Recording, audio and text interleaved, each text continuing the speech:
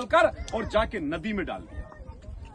उनके अवशेष बाहर पड़े रहे, उनके लोग वहां रोए, मगर सरकार ने उनकी नहीं सुनी। अभी कुछ दिन पहले डूंगरपुर जिले के अंदर हमारा एक व्यक्ति की एक्सीडेंट में डेथ हो गई। 3 दिन तक बॉडी पड़ी रही।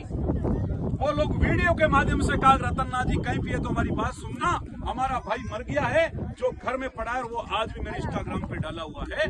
और उस व्यक्ति को 3 दिन के बाद संबंधित अधिकारियों के पास जाके हम लोगों ने संघर्ष किया। और उन प्रशासन का क्या कहना था, बड़ी मजे की बात है। गाजी खान जी पहुंचे, मैं नहीं गया, उसके पहले जाके उनका तंबू था, उसके पास खाली जमीन थी। बोला कि आप यहाँ पे दाग दफन कर दो।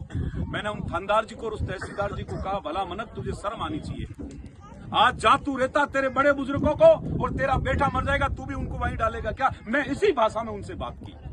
फिर जाके समझ में आई तो मैंने कहा, भाई कहीं न कहीं इसको 4 किलोमीटर दूर भी कहीं पे इनका दाग दफन करवा दे। तो हमारे साथ इस तरह की हालात हो रही है। सन 1947 में देश आजाद हुआ, मगर उस देश आजादी के बाद हमारे भी लोगों ने, हमारे पुरखों ने भी इस ब्रिटिश हुकूमत में जो गुरिल्ला युद्ध का जब भी इतिहास आता है तो हमारे पुरखों ने इस ब्रिटिश हुकूमत को चने चबाने का काम किया था। हमारे लोग भी इस देश के लिए लड़े, मगर आज भी हमारे लोगों को आजादी नहीं मिली। इस कारण इस पर्चे में हमने सीधा सीधा लिखा है कि डीएनटी समाज की आजादी का महासंग्राम और नया अध्याय देश लिखा जाएगा 7 नवंबर के दिन।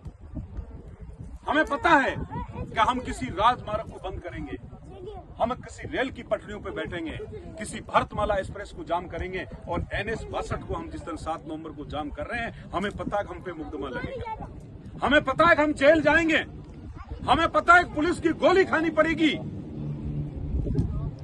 पर हमारा अशोक गहलोत साहब यो कहनो है कि रगड़ाई बिना तो केरो हक भी को नहीं मिले। जो जातियां लड़ी है, आज भी आपका मेघवाल समाज का महासभा का बड़ा आयोजन होता है।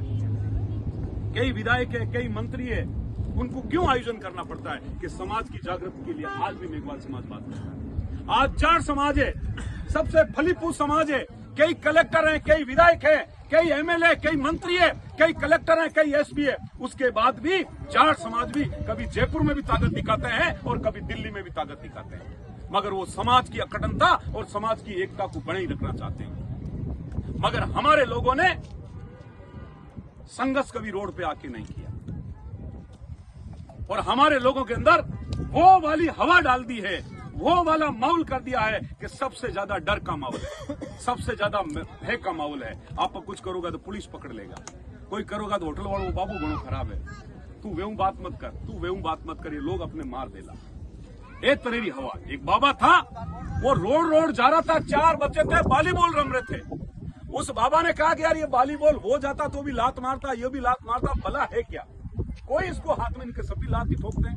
उनको बच्चों को रोके बाबा ने ये बोला, भैया ये वॉलीबॉल मेरे को दो, मैं इससे बात करना चाहता हूँ, इसकी भला क्या, इसके सब लात क्यों मारते हैं? वॉलीबॉल को बाबा ने कहा, बोल भाई वॉलीबॉल तेरी क्या